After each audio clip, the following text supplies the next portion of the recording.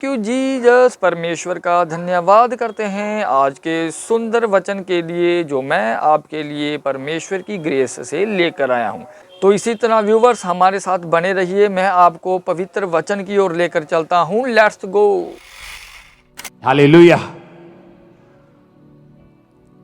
मुझे आज भी याद है जब मैं अपने स्पिरिचुअल फादर जब वो धरती पे थे उनसे मिलता था, तो जब वो मुझे मिलते थे मैं उनके पांव पर गिर पड़ता था।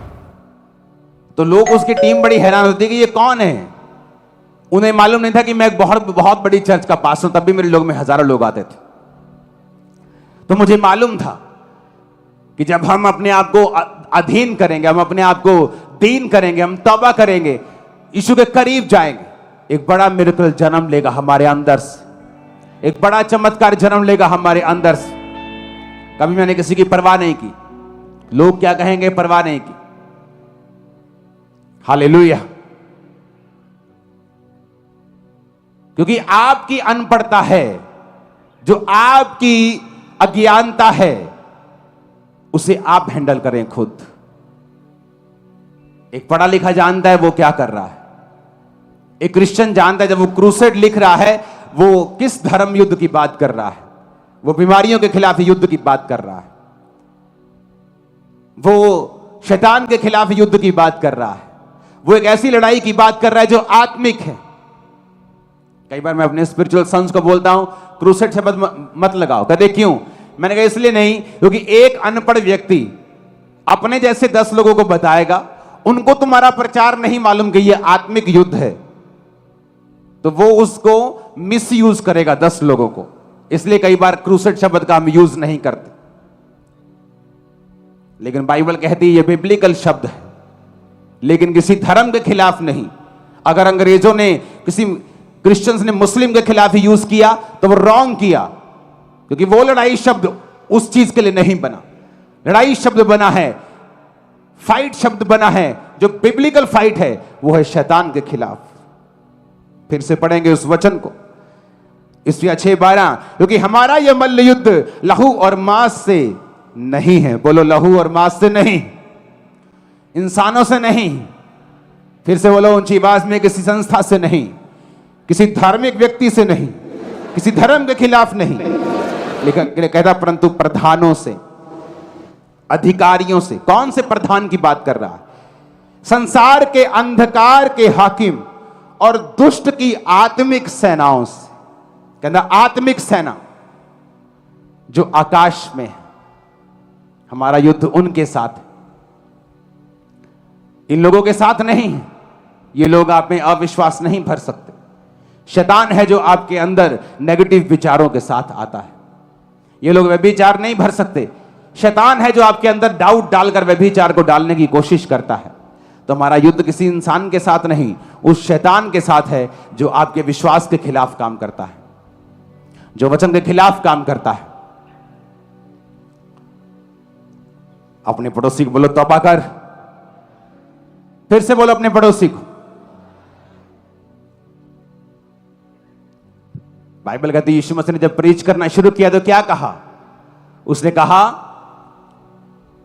मन फिराओ क्योंकि परमेश्वर का राज्य निकट है। जब दुनिया राज की बात करती है, वो सोचती है हमारा एक राजा होगा या हमारा एक प्रधानमंत्री होगा। लेकिन जब जीसस राज की बात करते हैं तो यीशु ने कहा मन फिराओ क्योंकि परमेश्वर का राज्य निकट है, और जाओ लंगड़ों को चलाओ, अंधों को आंखें दो, कोढ़ियों को शुद्ध करो, मुर्दों को जिलाओ। ये यीशु का राज है। इस पृथ्वी का राज यीशु का राज बनाकर यीशु को छोटा ना करें। वो छोटा परमेश्वर नहीं, बहुत बड़ों का बड़ा खुदा है वो छोटा नहीं। बाइबल कहती है जब जीसस क्राइस्ट ने 5000 बंदों को, यानी 20,000 औरतें, पुरुष और बच्चे मिला के जब उनको खाना खिलाया तो रिस्पांस पता क्या था? वो यीशु मसीह को राजा बनाने के लिए, पकड़ने के लिए आने लगे।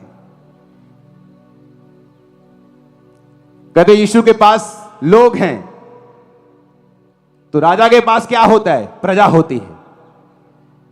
तो राजा अपने लोगों के लिए खाने का इंतजाम करता है, तो यीशु खाने का भी इंतजाम कर सकता है। 5 रोटियों 2 मछलियों के साथ पूरे पब्लिक को खिला दिया। तो ये एक परफेक्ट राजा है, लोग इसकी बात सुनते हैं। इसके पास मंत्रिमंडल भी है 12 प्रेरितों का तो इसको पकड़ो राजा बनाने के लिए, इसके पास सब कुछ है। पैसे वाले सपोर्टर भी हैं। बाइबल कहती है औरतें यीशु मसीह को अपने पैसे के साथ उसकी सेवकाई करती थी। नाव में जाना है, किराया औरतें देती थी। तो सब कुछ है यीशु के पास। लेकिन जैसे ही बाइबल कहती है यीशु मसीह ने देखा और सुना कि वो मुझे राजा बनाने के लिए पकड़ना चाहते हैं, बाइबल कहती है वहां से निकल गए और एक जगह जाके प्रार्थना करने लगे। अगर उन्हें राजा बनना होता, राज्य लाना होता, तो वो तभी का ला चुके होते और कोई उसको रोक ना पाता। उसका राज वहां का है। ये जो मूंग के दाने जितनी उससे भी छोटी धरती है ना, उसने कहा प्रार्थना किया करो जैसा स्वर्ग में राज है वैसा नीचे आए,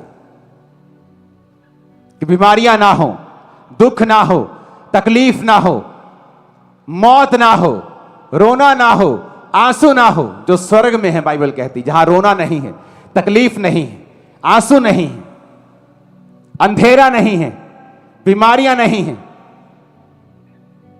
छोटा जीवन नहीं है, अनंत जीवन तक तुम जियोगे। एक बार मैंने प्रीच किया, मैंने कहा सब शराबी, सब पापी, बलात्कारी सब स्वर्ग जाएंगे। कहते हैं सब स्वर्ग जाएंगे? मैंने कहा हाँ सब स्वर्ग जाएंगे। कहते ये कैसे हो सकता है? मैंने कहा सब स्वर्ग। हिलना बंद कर, कौन है ये? बिठा लो उसको। मैंने कहा सब स्वर्ग जाएंगे। कहते ये कैसे हो सकता है? मैंने कहा सब स्वर्ग जाएंगे और वहां पे उनका न्याय होगा। जब तक वो स्वर्ग जाके देखेंगे नहीं कि हमने क्या मिस किया है, तब तक कैसे उनको पछतावा होगा। तो प्रभु उनको स्वर्ग दिखा देगा, बेटा ये देख ले, पर ये तेरा नहीं, तेरा वो है नरक का गड्ढा जो तुझे दिया जाएगा। तो एक बार न्याय स्वर्ग में होगा, सब स्वर्ग जाएंगे, देखेंगे स्वर्ग कैसा है, पर उसके भागी नहीं होंगे। तुम लोग भागी होगे। आमीन ऊंचा चाहिए चर्च। मैंने कहा आमीन ऊंचे वाला चाहिए।